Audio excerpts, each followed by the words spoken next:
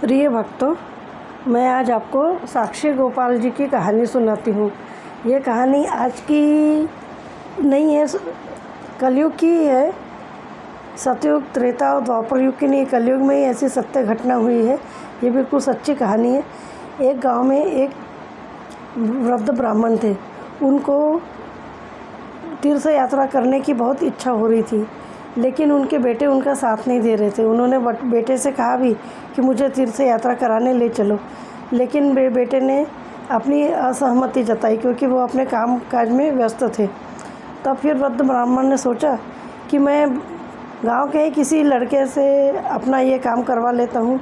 ऐसा सोचकर उन्होंने गांव के एक लड़के को बुलाया, जो कि लड़का नवयुवक था और गरीब भी था। तो उस लड़के ने खुशी तैयार हो गया कि हाँ भाई, मैं आपको महाराज जी, मैं आपको तीर्थ यात्रा कराने ले चलता हूँ। तो वो वृद्ध ब्राह्मण थे, वो पैसे से बहुत समृद्ध थे।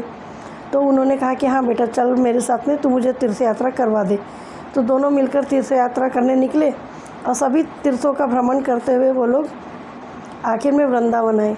रास्ते में उस गरीब लड़के ने बड़े वाले महाराज की, बड़े वाले ब्राह्मण की बहुत सेवा की और बिल्कुल अपने पिता की तरह व्यवहार किया।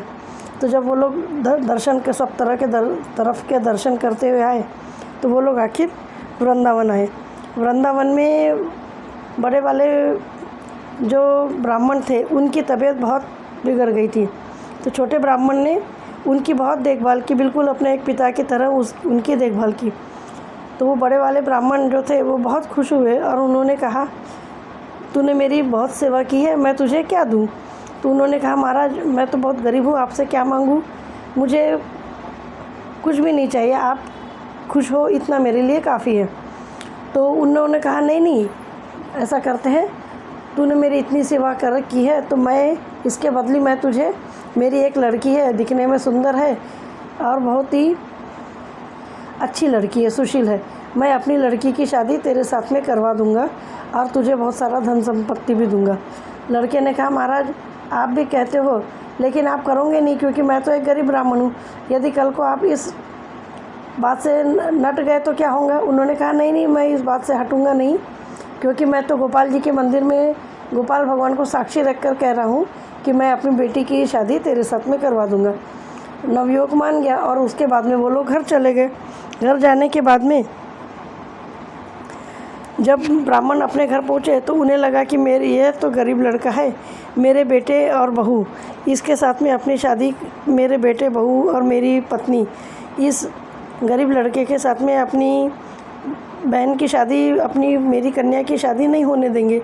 तो उन्होंने इस बात का जिक्र घर में किसी से भी नहीं किया। एक आध महीने के बाद में उन्होंने नवयुवक आया और उन्होंने बोला कि भाई, आपने मुझसे वादा किए थे कि अपनी लड़की की शादी मेरे साथ में करवा देंगे और मुझे धन भी देंगे, तो आप अपनी कन्या की शादी मेरे साथ में करवा दो। तो महाराज को ये सब बातें, महाराज ने कहा कि अरे नहीं, मैंने तो ऐसा कभी बोला ही नहीं, क्योंकि उन्हें लगा कि मेरे बेटे तो इस बात के लिए कभी तैयार नहीं होंगे। तो उनकी बात सुनकर लड़के लोग अंदर से आ गए। लड़के लोगों ने कहा, तेरी हिम्मत भी कैसे हुई, हमारी बहन के साथ में तू शादी करेंगा, आखिर तेरी औकात ही क्या है? ऐसे बोलकर उन्होंने उस गरीब लड़के को मारा, पीटा और उसको अपमानित करके घर से बाहर निकाल दिया। तो उन्होंने कहा कि महाराज, अब तो उस गरीब लड़के को लगा कि एक तो इन्होंने खुद ही मुझसे बोले थे कि मैं शादी करा दूंगा और अब मेरा अपमान भी करके मुझे घर से धक्के मार कर निकाल दिए। वो भी जिद पर आ गया। उसने कहा कि नहीं, मैं तो शादी करके ही रहूँगा। फिर उसने गांव में पंचायत बुला ली। उस समय गांव में पंचायत बैठती थी और पंचायत लोग, गांव के बड़े बुजुर्ग लोग जो भी फैसला कर देते थे, वह फैसला सभी को मानना ही पड़ता था। पंचायत बुलाई तो सब लोगों ने पूछा कि भाई बात क्या है? तो गरीब लड़के ने कहा कि महात्मा जी मेरे साथ तीर्थ यात्रा में गए थे और इन्होंने खुद ने ही मुझसे कहा कि अपनी लड़की की शादी मेरे साथ करा देंगे और मुझे धन भी देंगे। अब मैं इनकी लड़की के साथ शादी कर बात करने गया तो इन्होंने मुझे मना कर दिया और मुझे वहाँ से धक्के मारकर निकाल दिया। तो महाराज ने कहा, नहीं माँ, बड़े वाले महाराज ने कहा कि मैंने तो ऐसा कहा ही नहीं, ये झूठ बोल रहा है। पंच बोले कि तुम दोनों की ये बात हुई, अब तुम कह रहे हो इनने बोला था, ये कह रहा है कि मैंने नहीं बोला था। अब आप दोनों के बीच में यदि कोई तीसरा आदमी होगा जो आपकी गवाही, आपकी साक्षी दे सके उसको बुला लो। तो गरीब बड़े ब्राह्मण को और उनके लड़के को लगा कि भगवान थोड़ी यहाँ साक्षी देने के लिए, भगवान थोड़ी मूर्ति थोड़ी यहाँ चल कर आएंगी और गवाही देंगी। तो इस बात से वो सब खुश होकर बैठे थे। लेकिन गरीब जो लड़का था, उसने, गरीब ब्राह्मण ने भगवान को मूर्ति नहीं माना था, उसने भगवान को बिल्कुल एक सच्चा लड़का माना था। तो उसने कहा कि ठीक है, मैं जब ये बातें हो रही थी तो गोपाल भगवान मेरी तरफ से साक्षीदार थे, उनकी साक्षी में ही ये बात हुई थी। तो सब लोगों ने कहा तो भाई गोपाल भगवान को बुला कर ला लो, हम उनकी बात सुन लेते हैं। तो लड़का फिर उसी समय वृंदावन से उधर चले गया, जगन्नाथपुरी के पास में साक्षी गोपाल, झारखंड। लड़के ने फिर वृंदावन को बुलाया, लड़के ने बुलाया अपने गोपाल भगवान को, वृंदावन के गोपाल भगवान को, और कहा कि भाई मेरी बात करा दो भगवान से। भगवान का मंदिर का दरवाज़ा ठोका, मंदिर के दरवाजे बंद हो गए थे। तो उन्होंने आवाज़ दिया, भगवान आपको चलिए, आपको मेरे साथ में मेरी साक्षी देने के लिए चलना है, आपको मेरा साक्षीदार बनकर चलना है। वृद्ध ब्राह्मण ने मेरे साथ में अपनी कन्या की शादी देने से इनकार कर दिया, मैं आपको लेकर चलना चाहता हूँ। भगवान की तरफ से मंदिर से कोई आवाज़ नहीं। उसने बार बार दरवाज़ा पीटा, भगवान को आखिर आवाज़ देना ही पड़ा। भगवान ने कहा कि ठीक है, मैं तेरे साथ क्यों चलूँ।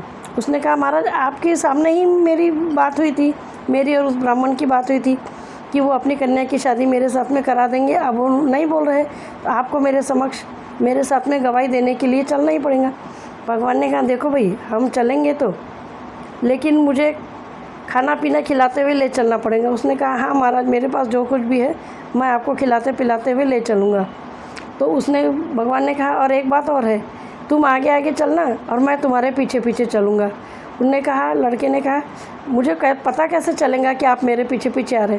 भगवान ने कहा मेरे गले में घंटी बंधी रहेंगी, घंटी की आवाज़ सुनकर तुम चलते जाना और मेरी घंटी की आवाज़ सुनते जाना, और चलते चलते पीछे मुड़कर देखना नहीं। कहीं भी तुमने पीछे मुड़कर देखे मैं उसी जगह पे रुक जाऊंगा, फिर मैं आगे नहीं जाऊंगा। चलते गए। आखिर में वृंदावन से जगन्नाथपुरी का मंदिर के पास में, मंदिर से बिल्कुल 18-19 किलोमीटर की दूरी पर वो लोग झारखंड में आ गए। और आने के बाद में उसने सोचा कि अब तो मेरा गाँव आ रहा है, मेरे पीछे पीछे भगवान आ रहे कि नहीं आ रहे, देख तो लूँ। उसने जैसे ही मुड़कर देखा, भगवान वहीं रुक गए। भगवान ने कहा हाँ, अपनी बात हुई थी कि मैं अब जहाँ तूने पीछे मुड़कर देखेगा, मैं अब वहाँ से फिर मैं वहीं रुक जाऊँगा, अब मैं आगे तेरे साथ में नहीं आ सकता। उसने कहा महाराज फिर मेरी आपकी गवाही का क्या होगा। भगवान ने कहा अब तुम सब पंचों को यहीं बुला कर लाओ, मैं यहीं से गवाही दूंगा। तो फिर वो लड़का दौड़ते खुशी के मारे उछलता कूदता हुआ चले गया और सब पंचों को बोला कि चलो चलो, वृंदावन के ठाकुर जी, वृंदावन के बाके बिहारी गोपाल भगवान आ गए हैं गवाही देने के लिए। सब लोग दौड़े आए।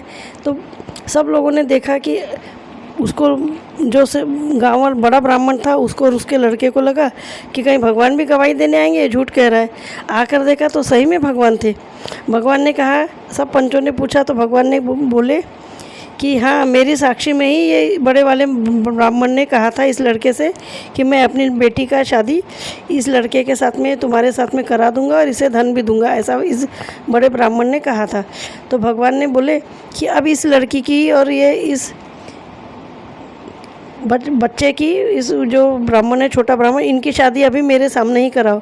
भगवान के सामने ही उन दोनों की शादी हुई और बड़े पंडित ने उसे बहुत सारा धन भी दिया। इस तरह हमारे गोपाल जी भगवान एक भोले भाले भक्त की गवाही देने के लिए स्वयं उपस्थित हुए। जय हो साक्षी गोपाल भगवान की जय।